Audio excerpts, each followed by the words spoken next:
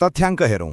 वानखेडेको batting पिचमा 123 रनमा all out हुनु यो कुनै पनि कोणबाट स्वीकार्य छैन।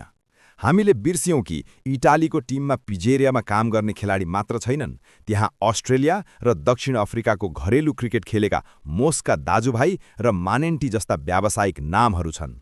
जब क्रिसन कालुगामागेले गुगली फालिरहेका थिए, हाम्रा ब्याटरहरू पिच पढ्नुको साटो ठूलो शट खेल्न हतारिरहेका थिए। रोहित पौडेलको 23 रन वा आरिफ शेखको 27 रन यी सुरुवात थिए, तर इनिङ्सलाई अन्त्यसम्म लैजाने त्यो जिम्मेवारी कहाँ हरायो? र बलिङमा जुन पिचमा इटालीका स्पिनरहरूले हामीलाई एउटै बाउन्ड्री प्रहार गर्न मुस्किल बनाए, त्यहाँ हाम्रो बलिङ अट्याक किन निरीह देखियो? इटालीका ओपनरहरूले 12.4 ओभरमै खेल सिद्ध्याउँदा हाम्रो आत्मविश्वास मात्र होइन, हाम्रो रणनीति पनि धुजा भयो। हामीले सायद इङ्ल्यान्डसँगको त्यो 4 रनको हारलाई नै जित सम्झियौँ र इटालीलाई एसोसिएट मात्र ठानेर हलुका रूपमा लियौँ। आज एउटा तीतो सत्य बोलौँ, नेपाली क्रिकेट अहिले एउटा यस्तो मोडमा छ जहाँ खेलाडीको प्रदर्शनभन्दा बढी उनीहरूको इन्स्टाग्राम फलोवर्स र रिलको चर्चा हुन्छ। समर्थकको माया पाउनु एउटा कुरा हो, तर त्यो मायालाई सफलता मान्नु अर्को ठूलो गल्ती हो। मैदानमा छिर्दा तपाईँको नाम कति ठूलो छ भन्ने कुराले विकेट झर्दैन, न त रनै बन्छ। विश्वकपको मञ्चमा हरेक बलले सम्मान खोज्छ। जब ब्याटरहरू गैर जिम्मेवार शट खेलेर पवेलियन फर्किन्छन्, उनीहरूले केवल आफ्नो विकेट फालेका हुँदैनन्, ती लाखौं नेपालीको आशा पनि फालेका हुन्छन्, जो मध्यरातमा निन्द्रा माया मारेर टिभी अगाडि बसिरहेका हुन्छन्। हामीले सोच्नुपर्छ कि हाम्रा खेलाडीहरू साँच्चै वर्ल्ड क्लास बनिसकेका हुन्, कि हामीले उनीहरूलाई समयभन्दा अगाडि नै सुपरस्टारको ट्याग भिराएर दबावमा राख्यौँ वा घमण्डी बनायौँ। इटालीका खेलाडीहरूले हिजो देखाएको त्यो डिसिप्लिन र फोकस हाम्रो लागि एउटा ठूलो पाठ हुनुपर्छ। अब दोषारोपण गरेर मात्र पुग्दैन। हिजोको हारले एउटा कुरा स्पष्ट पारेको छ, भाइबले क्रिकेट जितिँदैन, एक्जिक्युसनले जितिन्छ। हामीलाई ठूला गफ होइन, मैदानमा नतिजा चाहिएको छ।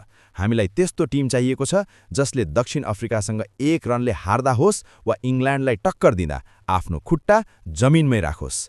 इटालीसँगको हार एउटा वेकअप कल हो। यो हारले देखाएको छ कि यदि हामीले आफूलाई सुधारेनौँ भने क्रिकेटको यो विश्वस्तरमा हामीलाई पछाडि पार्ने टिमहरू धेरै छन्। याद राखौँ, नेपाली समर्थकको धैर्यताको पनि एउटा सीमा हुन्छ। हामीले अन्डरडग भनिएर सहानुभूति पाउने दिनहरू अब सकिए।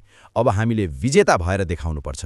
नामको पछाडि होइन, खेलको पछाडि भागौँ, किनकि समर्थकले तपाईँलाई हिजो पनि साथ दिएका थिए, आज पनि दिइरहेका छन्। तर सम्मान तब मात्र कायम रहन्छ जब मैदानमा त्यो जुनून र नतिजा देखिन्छ। इटाली जस्तो टिमसँग हार्नु समस्या होइन, तर जसरी हारियो त्यो चिन्ताको विषय हो। नेपाल क्रिकेट टिम हामीले सधैँ गर्व गरेका नाम, तर आज प्रश्न उठेको छ कि हामी टिमलाई भन्दा पनि हाइपलाई धेरै माया गरिरहेका छौँ। हामीले इटालीलाई अन्डर एस्टिमेट गर्यौँ। मैदानमा त्यो इन्टेन्ट देखिएन। शट सेलेक्सन कमजोर, प्रेसर ह्यान्डल गर्न नसक्ने अवस्था र आत्मविश्वासभन्दा बढी देखिएको ओभर कन्फिडेन्स। क्रिकेट भावना मात्रले जितिँदैन, रणनीति, अनुशासन र रिस्पेक्ट चाहिन्छ। हरेक अपोजिसन टिमलाई सम्मान गर्नुपर्छ। केही खेलाडीहरू सपोर्टरको माया र प्रसिद्धिलाई स्टारडम सम्झिरहेका छन् जस्तो लाग्छ। याद राखौँ, नेपाल क्रिकेटको अस्तित्व सपोर्टरको कारणले हो। रङ्गशालामा चिच्याउने ती हजारौं आवाज, रातभरि लाइभ हेर्ने ती समर्थकहरू, उनीहरू नै असली स्टार हुन्। टिमले सोच्नुपर्छ कि हामी केवल हाइपमा चलिरहेका छौँ कि साँच्चैकै विश्वस्तरको क्रिकेट खेलिरहेका छौँ।